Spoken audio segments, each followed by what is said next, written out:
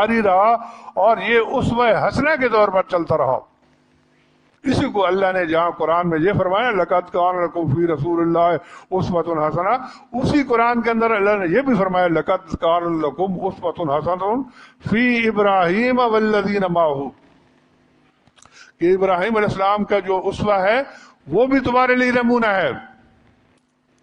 اور ایک جگہ تو اللہ پاک فرماتا ہے ومن احسن دینا، اس سے زیادہ خوبصورت دین کس کا ہو سکتا ہے، ممن اسلم وجہہ للہ، جو اپنے ذات کو اللہ کے سپرد کر دے، وہو محسن، اور اچھے طریقے سے،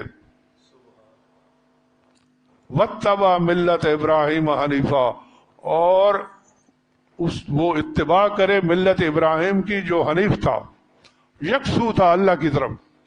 اور فرمایا اسی وجہ سے واتخذ اللہ ابراہیم خلیلا، میں نے اسی وجہ سے ابراہیم کو دوست بنایا ہے. وہ تمام انبیاء کے امام تھے، ان کا طریقہ کتابوں میں نہیں آیا تھا، وہ تواتر کے ساتھ نبی علیہ السلام کے دور تک آیا. اور پھر جب یہ جو صلات ہم ادا کرتے ہیں جو نبی علیہ السلام نے نہیں سکھائی تھی،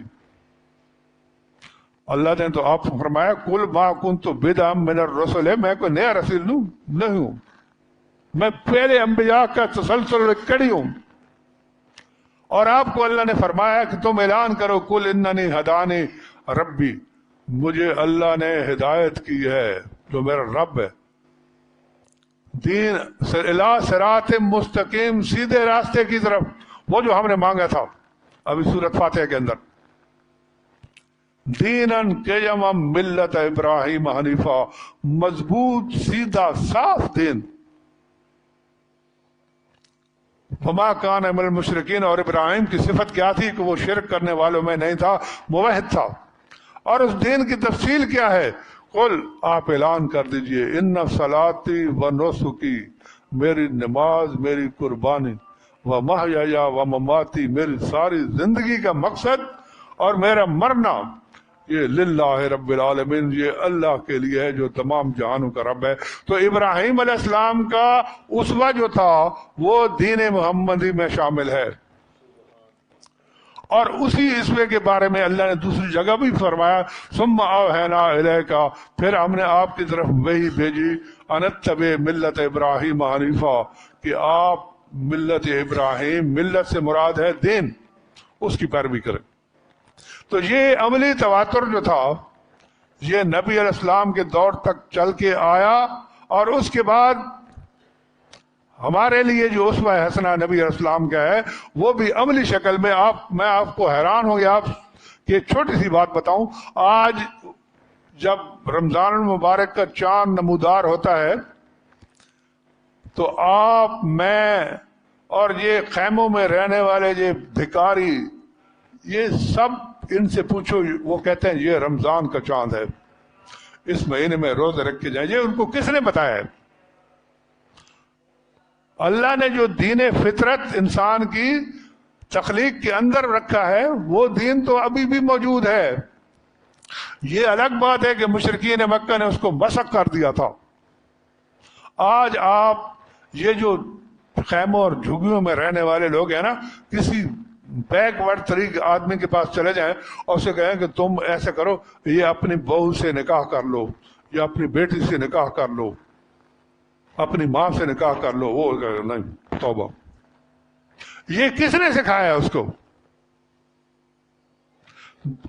گناہگار ترین شخص، شرابی، وہ بھی آپ کو معمولات میں دیکھیں گے آپ کہ وہ قبلہ کی طرف منہ کر کے پیشاب نہیں کرے گا، احترام کرے گا.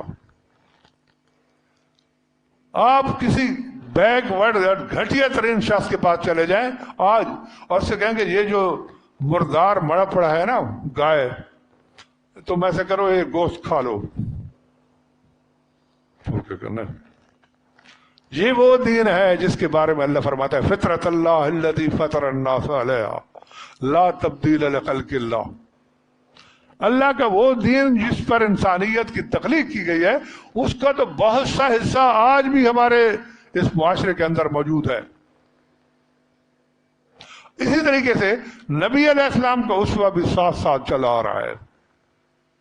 اگر کوئی چیز کتابوں میں لکھی ہوئی نہیں ہے تو کتابیں لکھنے والوں کا قصور ہے. ہمارا عمل، آپ جتنے مسجد میں بیٹھے ہیں آپ ذرا یاد کریں کہ آپ جب چھوٹے سے 6 سال کے 7 سال کے، آپ کو صلاۃ کس نے سکھائی تھی؟ کیا آپ نے بخاری مسلم پڑھی تھی؟ آپ کے والدین نے، آپ کے مولوی صاحب نے؟ کیا ہر مولوی بخاری مسلم کا جو ہے وہ محدث ہے؟ یہ کیا ہے؟ یہ عملی تواتر ہے. یہ عملی تواتر سنت نبوی کا. یہ جو آپ اذان سن رہے ہیں، یہ اذان یہ ہم پر یا مولوی صاحب پر وحی نہیں ہوئی، یہ عملی تواتر ہے. مسجدوں کو بنانا، مسجدوں کو آباد کرنا، یہ کیا ہے؟ یہ دین ابراہیمی اور دین محمد صلی اللہ علیہ وسلم ہے. یہ سب کچھ اللہ نے اس کی حفاظت کا خود بندوبست فرمایا. جہاں اللہ پاک فرماتا ہے انا نحن نزلنا الذکر وانا لہ لحافظون، کہ ہم نے اس ذکر کو نازل کیا ہے، اس کی حفاظت فرمانے والے ہم ہیں. اس ذکر سے مراد صرف قرآن کے الفاظ نہیں ہے، قرآن کا جو عمل ہے اس کی بھی اللہ حفاظت فرما رہا ہے. وہ ہر دور میں رہے گا. اور جہاں پر بگاڑ پیدا ہوا ہے، جیسے مشرکین مکہ نے صلاۃ کے اندر مختلف بگاڑ پیدا کیے تھے، تو قرآن نے اس کی اصلاح کر دی. پہلی کتابیں جو عبرانی یا سریانی زبان میں تھیں وہ پڑھتے تھے، تو قرآن نے کہا اتل ما اوحی الیک من الکتاب. جہاں جہاں قرآن نے اصلاح کی وہ اس بگاڑ کی اصلاح تھی جو پہلی امتوں نے بگاڑ پیدا کیا تھا. ورنہ دین وہی تواتر کے ساتھ آ رہا ہے. آپ دیکھیں کہ موسیٰ علیہ السلام کے دور میں بھی صلاۃ پڑھی جاتی تھی. وہ سورۃ یونس کے اندر اللہ پاک فرماتا ہے کہ وَأَوْحَيْنَا إِلَىٰ مُوسَىٰ وَأَخِيهِ، ہم نے وحی کی موسیٰ اور اس کے بھائی کی طرف، أَن تَبَوَّأَ لِقَوْمِكُمَا بِمِصْرَ بُيُوتًا، اپنے گھر مصر میں بناؤ، اپنی قوم کو ٹھکانہ دو. وَاجْعَلُوا بُيُوتَكُمْ قِبْلَةً، اور اپنے گھروں کو قبلہ نما بناؤ. وَأَقِیمُوا الصَّلَاةَ، اور ان میں صلاۃ قائم کرو. آپ آج جا کے سورہ صافات کا مطالعہ فرمائیں تو اس میں آپ کو انبیاء علیہ السلام کے حالات کے ہر کے آخر میں ملے گا وَتَرَكْنَا عَلَيْهِ فِي الْآخِرِينَ. ہم اس طریقہ کو ہم نے پیچھے والوں میں، یہ قربانی کے بارے میں یہ اللہ پاک فرماتا ہے وَفَدَيْنَاهُ بِذِبْحٍ عَظِيمٍ، ہم نے اسماعیل کے فدیے میں بہت بڑی ذبح دی. وَتَرَكْنَا عَلَيْهِ فِي الْآخِرِينَ، اور اس قربانی کو ہم نے بعد والے آنے والے لوگوں میں جاری کیا. تو یہ اللہ تعالی قرآن مقدس کو اس لیے اگر بھیجتا کہ عربوں کی زبان عربی تھی، جبرائیل السلام آ کے خانہ کعبہ کے اندر قرآن مقدس رکھ جاتے اور چلے جاتے، تو ابو لہب، ابو جہل اور مشرکین دیگر جو تھے وہ قرآن خود پڑھتے تھے، عربی زبان تھی، ان کو عمل کرنے کی ضرورت نہیں تھی، تو قرآن رکھ کے خانہ کعبہ میں چلے جاتے فرشتے. لیکن اس کے ساتھ اللہ نے پورا نصاب دیا کہ پیغمبر کی ڈیوٹی لگائی یتلو علیہم آیاتہ، وہ قرآن مقدس کی آیات کی تلاوت کرتا ہے. پھر اس کے بعد وَيُزَكِّيهِمْ، ان کے نفوس کا تزکیہ کرتا ہے. اندر جو بیماریاں ہیں نا، جو آباء و اجداد سے ان کے اندر بھی چلی آ رہے تھے، انسانی معاشرے کے جو اثرات ہیں، بغض ہے، حسد ہے، نفرت ہے، لالچ ہے، اور ایک دوسرے کے ساتھ دشمنی، عداوت ہے، ان سب کا اللہ کے نبی نے تزکیہ کیا، پاک صاف کیا. اور پھر جب برتن صاف پاک ہو گیا پھر فرمایا وَيُعَلِّمُهُمُ الْكِتَابَ وَالْحِكْمَةَ، پھر اس قرآن کو اور اس کی حکمت کو کہ اس کا مقصد کیا ہے، اس پر عمل کیسے کرنا ہے، وہ اللہ کے نبی نے پھر ان کو تعلیم دی. وَإِن كَانُوا مِن قَبْلُ لَفِي ضَلَالٍ مُبِينٍ، اس سے پہلے وہ لوگ بھی صریح گمراہی میں تھے. اللہ پاک انہیں کو یاد فرماتا ہے وَاذْكُرُوا نِعْمَتَ اللَّهِ عَلَيْكُمْ، اللہ کی اس کو نعمت کو یاد کرو. اِذْ كُنْتُمْ أَعْدَاءً، جب تم دشمن تھے. فَأَلَّفَ بَيْنَ قُلُوبِكُمْ، پھر اس نے تمہارے دلوں میں الفت ڈالی۔ سورہ انفال میں اللہ پاک فرماتا ہے وَالَّذِي أَيَّدَكَ بِنَصْرِهِ وَبِالْمُؤْمِنِينَ، وہ ذات جس نے تیری مدد کی اپنی رحمت نصرت سے اور مومنوں سے، وَأَلَّفَ بَيْنَ قُلُوبِهِمْ، اور ان کے دلوں میں الفت اس نے ڈال دی۔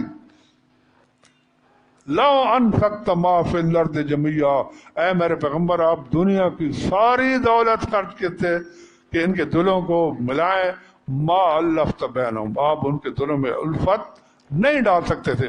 ولیکن اللہ، اب الفت کو ڈالنے کا طریقہ کیا تھا؟ یتلو علیہم آیاتہ، تلاوت قرآن، ویزکیہم، تزکیہ نفس، اور پھر تعلیم کتاب و حکمت۔ تعلیم کتاب حکمت کے بغیر اگر اسلام مکمل ہوتا تو اللہ پاک پیغمبروں سے اتنی محنت نہ کرواتا۔ تو آج کا جو ہے قرآن کا دعوے دار اپنے آپ کو قرآن کے دعوے، وہ کہتا ہے کہ مجھے تزکیہ نفس کی بھی کوئی ضرورت نہیں ہے، میں قرآن کو پڑھوں گا اور قرآن جو مجھے بتائے میں اس پر عمل کروں گا۔ اور یہ کہتے ہیں قرآن اپنی تفسیر آپ کرتا ہے۔ بڑی اچھی بات ہے، باتیں بڑی، جیسے علی المرتضیٰ رضی اللہ عنہ نے خوارج کا ایک کلمہ سنا تھا نا، تو وہ کہتے تھے کہ لا حکم الا القرآن، قرآن کے علاوہ کوئی فیصلہ کرنے والا نہیں ہے۔ تو انہوں نے فرمایا کہ کلمۃ الحق ارید بہا الباطل، یہ حق کا کلمہ ہے، اس سے مراد باطل لی جاتی ہے۔ یہ کہتے ہیں جی قرآن اپنی تفسیر آپ کرتا ہے۔ ایک چھوٹی سی میں آپ کو مثال دیتا ہوں کہ قرآن اگر واقعی بات تو صحیح ہے، لیکن اس کی تفسیر کو سمجھنے کے لیے بھی اللہ پاک اسی قرآن میں فرماتا ہے، کیا فرماتا ہے کہ تِلْكَ الْأَمْثَالُ نَضْرِبُهَا لِلنَّاسِ، یہ مثالیں ہم قرآن میں بیان کرتے ہیں لوگوں کے لیے، وَمَا يَعْقِلُهَا إِلَّا الْعَالِمُونَ، اس کو عقل کرنے والے، سمجھنے والے عالم ہیں۔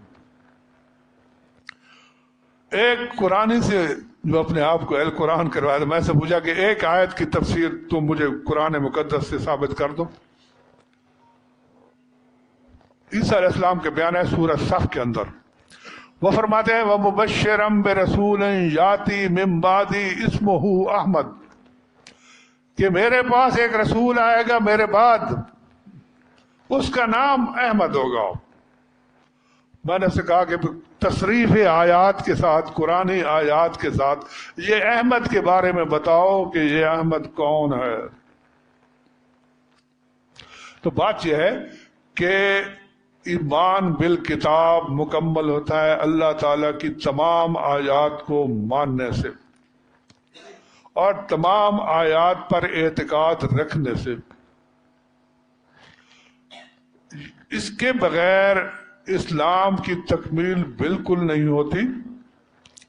اسوہ حسنہ، لقد کان لکم فی رسول اللہ اسوۃ حسنہ، ان کے جو یہ اس اسوہ حسنہ سے بھاگنا چاہتے ہیں اور طرح طرح کی اپنی طرف سے اختراعات کرتے ہیں۔ اب ایک گروہ ہے جس کا یہ دعویٰ ہے کہ قرآن میں 2 رکعت نماز ہے، بڑے مشہور لوگ ہیں۔ تو اب کیا کہتے ہیں کہ سورۃ نساء کی آیت پیش کرتے ہیں صلاۃ الخوف کی، جس میں ہے کہ نبی علیہ السلام نے فرمایا کہ جب جنگ کا میدان آ جائے تو صلاۃ کا وقت ہو تو میرے پیغمبر آپ کھڑے ہوں، ایک گروہ آپ کے ساتھ آگے کھڑا ہو، دوسرا اسلحہ پکڑے، وہ حفاظت کرے، جب ایک سجدہ کر لیں وہ چلے جائیں، دوسرے آ جائیں۔ تو ایک سرحد کا ایک ہمارا سابقہ ساتھی تھا، اس نے یہ آیت پیش کی، تو میں نے کہا ذرا ہوش سے بات کرو کہ تم کہہ رہے ہو کہ 2 رکعت نماز ہے، رکعت کا لفظ پشتو کا لفظ ہے، اردو کا لفظ ہے، کس کا لفظ ہے رکعت؟ تو وہ کہنے لگا عربی کا لفظ ہے۔ میں نے کہا تمہیں پتا ہے کہ رکعت کا لفظ کیسے بنا ہے؟ یہ بنا ہے رکوع سے، رکوع سے۔ تم اگر یہ نماز مانتے ہو کہ یہ سورۃ نساء والی یہ 2 رکعت والی نماز ہے، اس میں تو رکوع ہے نہیں۔ رکعت تو تب بنے گی کہ اس میں رکوع آئے گا۔ دراصل بات کیا تھی وہ اللہ ان کو سمجھنے کی توفیق دے کہ صلاۃ الخوف کے اندر جو چیزیں دو دو تھیں اللہ نے ان کو ایک کر دیا، رکعتیں 4 تھیں تو اللہ نے ان کو 2 کر دیا، سجدے 2 تھے تو سجدہ 1 کر دیا، اور رکوع 1 تھا تو اس کو ختم کر دیا۔ اب اس نے میرے سامنے نماز بھی پڑھی وہاں میرے علاقے میں، تو اس نے رکوع نہیں کیا، تو میں نے پھر اس سے پوچھا کہ تم نے کتنی رکعتیں پڑھی ہیں؟ تو کہنے لگا میں نے 2 رکعتیں۔ میں نے کہا تم نے رکعتیں نہیں پڑھی، رکعت بنتی ہے رکوع سے، تم نے رکوع کیا نہیں، اور جو تم نماز مجھے دکھا رہے ہو اس میں رکوع نہیں ہے۔